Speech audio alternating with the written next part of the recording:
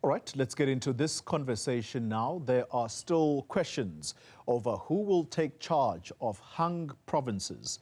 In KwaZulu-Natal, the MK party received just over 45% of the votes, followed by the IFP with around 18% and the ANC with just under 17%. Let's speak now to the NFP, that's the National Freedom Party. The representative there is Ivan Barnes, and we are also joined by Francois Rodgers from the Democratic Alliance. We're also hoping to be joined by Mr. Mkhize from the NFP party. To all of you, gentlemen, thank you very much for your time. Can I start with you, Francois? There appears to be suggestions that the Democratic Alliance, the NFP, the IFP could possibly join the ANC to form a coalition government in KZN. How true are those media reports? And I'm going to quote the media house that is actually running with that story. That's the Mail and Guardian this afternoon. Good evening, Polly, and good evening to your viewers. I think let's just take it a step back and analyze the results. And clearly, for the very first time in KwaZulu-Natal in the last 20 years, there's no outright winner in this particular election. So I think voters have clearly shown in the province of KwaZulu-Natal that they're not happy with the last 20 years of governance. So what if we don't have an outright winner? We've now got to start at a base. And our base as the Democratic Alliance is quite simply on the Constitution and the rule of law. I think if we disagree on those two fundamental aspects, then we're not going to be partnering in any form of cooperation or coalition going forward. Yeah. And that's why we've made it very clear that you know, those parties that want to remove the Constitution of the Republic of South Africa and want to nationalize everything, we're not in the market to talk to them. We are in the market to talk to any political party that still upholds the Constitution. And that, of course, would include then the African National Congress, the Inkatha Freedom Party, and the National Freedom Party. Mr. Barnes, are you able to confirm same that indeed these parties, as articulated by Mr. Rodgers, are in talks in order to form a coalition government in KwaZulu-Natal, and this appears to exclude the MK party, including the EFF, which has 2 seats? Good evening to your viewers and good evening to Mr. Rodgers. I want to set the record straight that the National Freedom Party met last week, Tuesday, and took a resolution that it would engage with political parties that have extended their invitation for us to negotiate for the government of coalition. And currently, we have been approached by the ANC and we have been approached by the IFP. We have not been approached by the Democratic Alliance as well as the EFF and the MK. So we're waiting for those formal engagements. Until then, we'll be able to articulate a proper and sound position once we have a collective resolution in terms of governance in KZN. Because if you see the way it's hung, it's going to be more than 2 political parties or more than 3 political parties who will have to sit around the table and agree on how to govern the KZN, and it must be governed with the Constitution and nothing else. Yeah. Mr. Rodgers, is it just a mere delay in picking up the phone to Mr. Barnes, or does this have to do with the machinations that are happening at national level as far as the Democratic Alliance is concerned? Is that why you've not reached out to the NFP as yet? Well, you're quite right. Obviously, there's a bigger picture here. So there's a national picture that needs to be addressed, and obviously that will cascade down. Now, I'm not part of any national negotiating team. As you well know, we have a team that was appointed by a committee that I serve on, the Federal Executive, and they have been negotiating. We have not done any negotiating in the province, because clearly what happens You know, when you have two teams negotiating, one at a national level, one at a provincial level, everyone starts talking in tongues and we have different dialects and we start confusing each other in the process forward. I am going to be at talks tomorrow.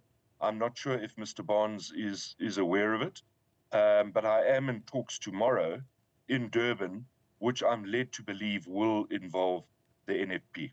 Yeah. Mr. Barnes, let me borrow from Francois Rodgers in the sense that is the NFP likely to talk in tongues if, for example, the MK party were to come to you to say, let's form a government, help us form a government, a coalition government, and keep in mind that there may be history between yourselves and the government that was led not so long ago by former President Jacob Zuma. He made the leader, the founding leader of your party, a deputy minister in his government. Would that make you somewhat amenable to talks with the MK party? For record purposes, we've had, I believe, several interviews with different media houses, and we have positioned ourselves as the National Freedom Party that we do have a governance policy. We do have our own policies, our manifesto, and our constitution. We would not want to look at any co-governance based on personal relationships, but we want to look at it from a policy perspective. In particular, we want to help our people that are impoverished, to alleviate poverty, and to have a clean government. So this is our angle, and this is our point of view as a National Freedom Party, that we look at what best serves the people of KwaZulu-Natal and nothing else. Issues of history and personal relationships wouldn't now coerce us to start sitting into negotiations that wouldn't assist our people. Yeah. Well, let me ask the question directly. And for the record purposes, there is a meeting that's going to be held tomorrow, but I'm not aware if there will be any other political parties that would be there. It's an official invitation sent by the African National Congress to us, but we are yet to be told as which other political parties would be engaged in that meeting. Well, let's ask a direct question then before I move on to Mr. Rodgers. Is the NFP prepared to go into a coalition government with the MK party in KwaZulu-Natal? I'm having trouble in hearing you now. Your volume has gone extremely low. If you can speak closer to your mic, or I will repeat. Is the MK party a potential party that you would want to talk to as the National Freedom Party in order to form a coalition government? Do you have a problem with partnering with the MK party? We do not have a problem with any political party. When I opened on your show just now, I said we took a position last week, Tuesday, as the National Freedom Party National Executive, that we would engage in any political party that sends an official invitation in terms of co-governance in KwaZulu-Natal. So we are not here on preference, but we are here on policy and principle. Yeah. Mr. Rodgers, let's come to you then. I'm not going to try and force you now to talk the possible positions that could come out of this coalition arrangement as to who is going to take what. But principally, what is of major concern for you when it comes to the province of KwaZulu-Natal and the state of that province? Paulie, let me make it very clear that both on a national level and the informal discussions that I've had in the province, positions are not a priority at this stage. What we need to do is find partners who have commonality in the constitution in dealing with poverty, inequality, building an economy, stabilizing the province. You know, once we've ticked those boxes, then I think we can start talking about what portfolios. That's certainly nothing that we've started at this stage. But obviously, I think it's critically important with the result of the election in KwaZulu-Natal. And historically, KwaZulu-Natal doesn't have a great track record when it comes to stability, when it comes to violence and unrest, and a poor economy and a declining job market. And I think those have to be the critical areas. And just listening to Mr. Barnes, I mean, he's talking the same language I'm talking. And I think, you know, that is the commonality that we need to find. And if we can put those as our principles before we start allocating positions, I think people will start trusting politicians, because that's the first thing people ask. You know, what positions do you want? I don't think that's important. Let's get the unity together. Let's establish the team, and then let's put fit for purpose in those particular portfolios, so that at the end of the day, we can deliver what the people of KwaZulu-Natal voted for and what we promised them during the election campaign. Yeah, and I think Mr. Barnes is trying to fix his connection line there, so I'll allow for that to happen, unless you are prepared to go, Mr. Barnes. Fixed. It's fixed. Okay, no, perfect. It's okay. fixed. We can hear you right here now. Wonderful, wonderful. Let me then come to you at a principle level. Is the NFP prepared to have discussions with a political party, and I'm not going to beat about the bush about this. The MK party is very clear that there is something fundamentally wrong with South Africa's constitution, and therefore, one of the things that it would intend doing is to mount a referendum on the constitution, possibly with a view to scrap it completely. So, would the NFP, at a principle level, be prepared to talk to a party which says the South African constitution is fundamentally wrong right now as it is crafted? We need to change it in order to form something much more amenable to what we think as the MK party. Yes. As I said, and I still maintain, well, when you want to change the constitution, it's a national competence. And unfortunately for us, we did not get a seat at the national level. We are in government at the provincial level. But one needs to allude and say, if all 2/3 of parties in parliament want to change the constitution, and we are given a profound reason to change the constitution, we should change it. We are not just going to change it at the whim because now we are changing tune of certain reasons that are unknown to us normal South Africans.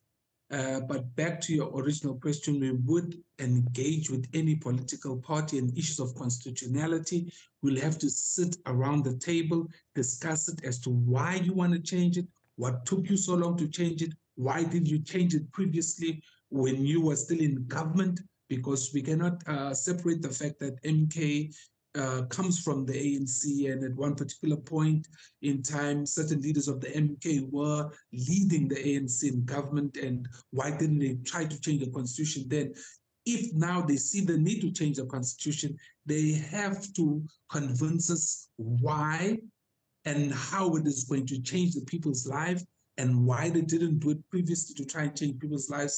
But for now, we want to talk about governing KZN. Yeah. And I'm putting it on record that when we are approached by the MK, we would go and sit down with the MK and we would engage on issues of principle.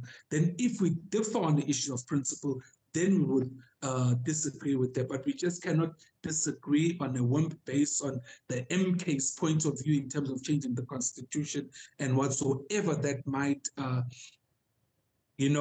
change people's thinking and perspectives when they hear MK. All right, I think you muted there for a second. Or shift our angle just because MK is alluding their point of view. They are a political party. They have a right to say what. I think you muted again. Say that again? Yeah, I think you're back now. You were muted there for a sec. Mr. Barnes, you can continue. Yes, I'm saying we would sit around with MK on the issue of principle and policy, and we would not run away from meeting the MK party because they want to change the constitution. We will discuss the constitution with MK, and if the MK party says something that we're in agreement with when it comes to the constitutionality, we would agree with them. And if we don't agree, we would not agree with them on principle and policy, nothing else and nothing more. All right. Well, Mr. Musa Mkhize, all right. I'm told that Mr. Musa Mkhize may have joined. I'm then going to put that on pause. Let's come to you, Mr. Rodgers. We spoke about the principles, but I think at service delivery level, there are major things that stand out for residents of KZN. Water, infrastructure, you have undoubtedly the question of unemployment. You have a particular problem when it comes to violent crime, targeted killings, political killings. What are key priority areas in terms of either governance or service delivery to the people?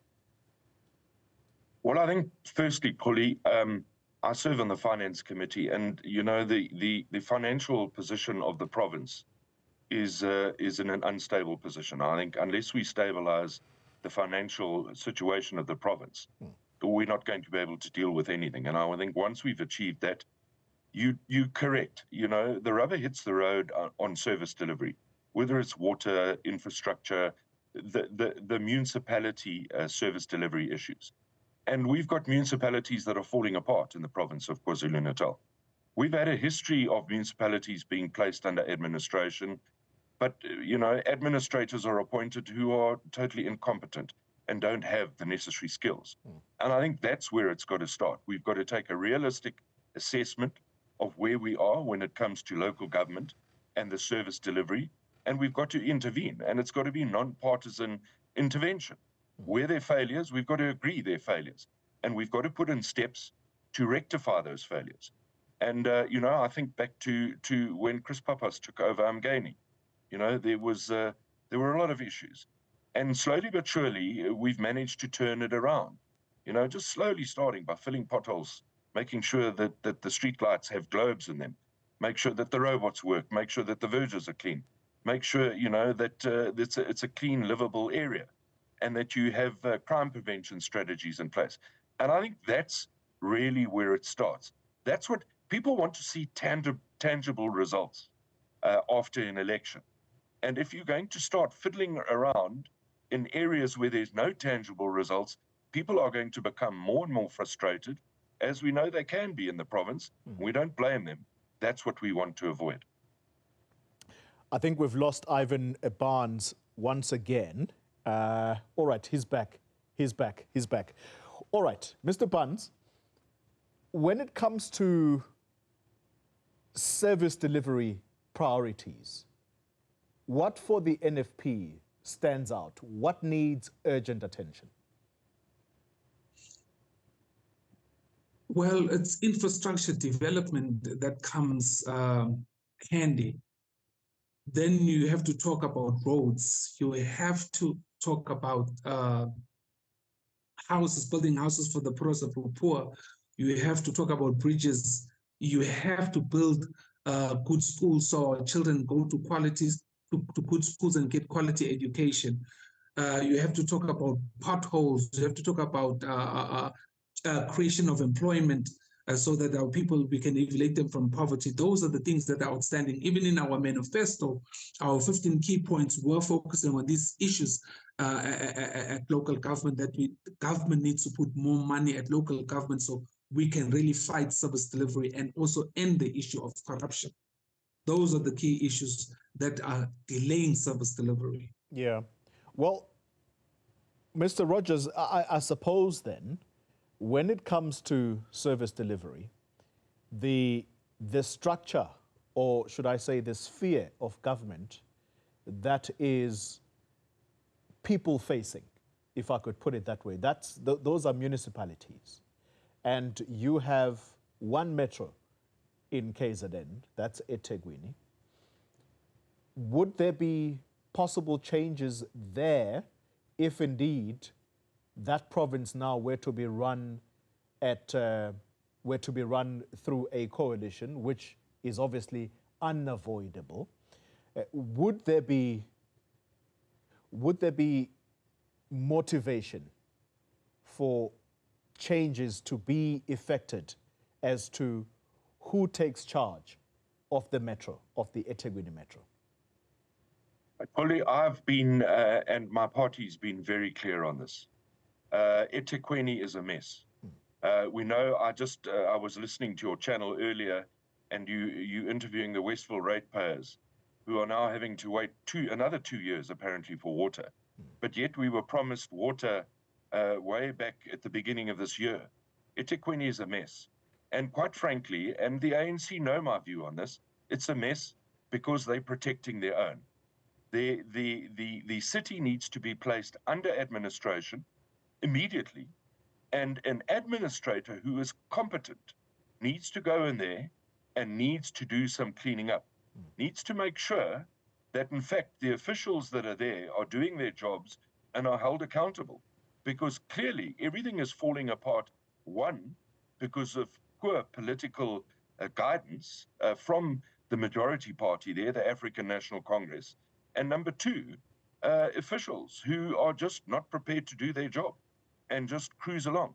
That is unacceptable. It's got to change. We made that promise, and if we form part of any coalition, that is one of the promises we will stick to. Mr. Barnes, let's come to you. Key economic nodes like eThekwini, and I'm also thinking Richards Bay here, that's one of the areas that run one of the country's largest ports. I mean, it's so important that these key economic nodes are sorted out. Do you carry the same view as the Democratic Alliance that perhaps the starting point would be for eThekwini to be placed under administration? Yes. What are the motivations for that from your end? Our end, as you were talking to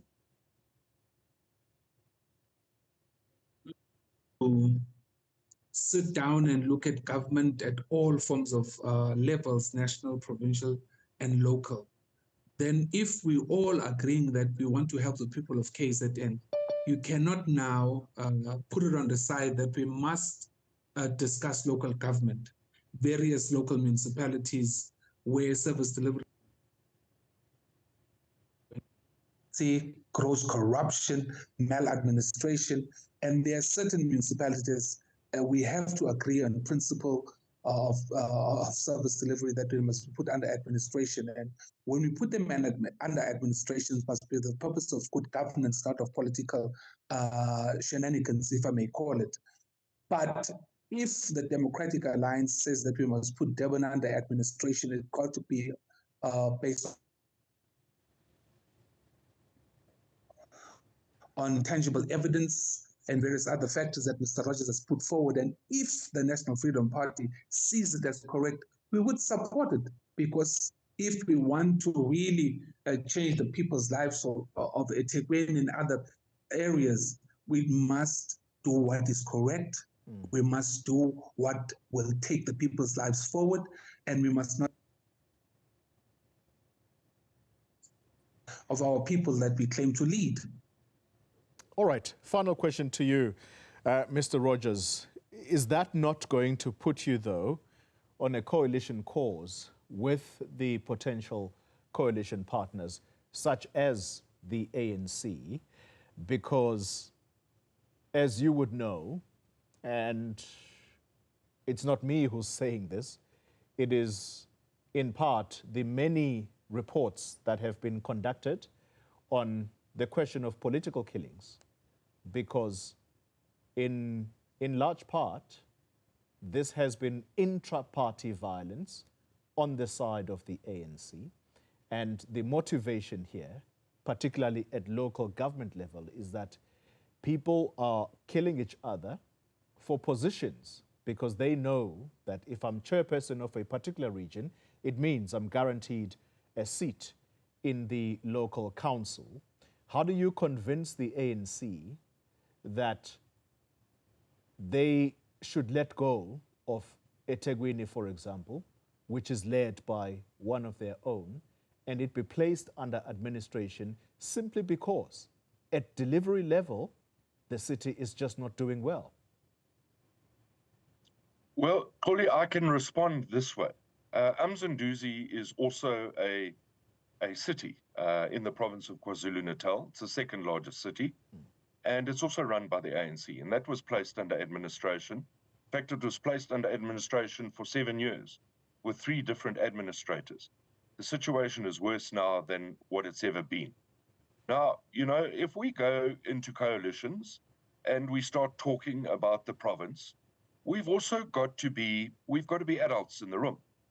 You know, the ANC for some time have been talking about renewal, getting rid of corruption, making sure that people are appointed for the right reason. Then if it is a fact that eThekwini is suffering because of those 3 or 4 aspects I've just mentioned, then it's a serious conversation we need to have. And if we are serious about service delivery, I think that's where it all, you know, that's where we need to agree. Do we want service delivery? What are the problems where we're not giving service delivery? Identify those problems and deal with those problems. As Mr. Bond said, so rightly said, you know, we cannot allow politics to get in the way of service delivery. And I think that's half the problem and the challenge that we're going to face going forward.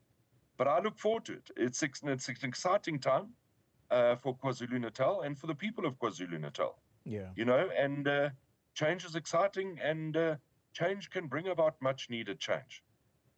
Francois Rodgers, the Democratic Alliance's leader in KwaZulu-Natal, thank you very much for your time. And Mr. Ivan Barnes, thank you very much for your contribution.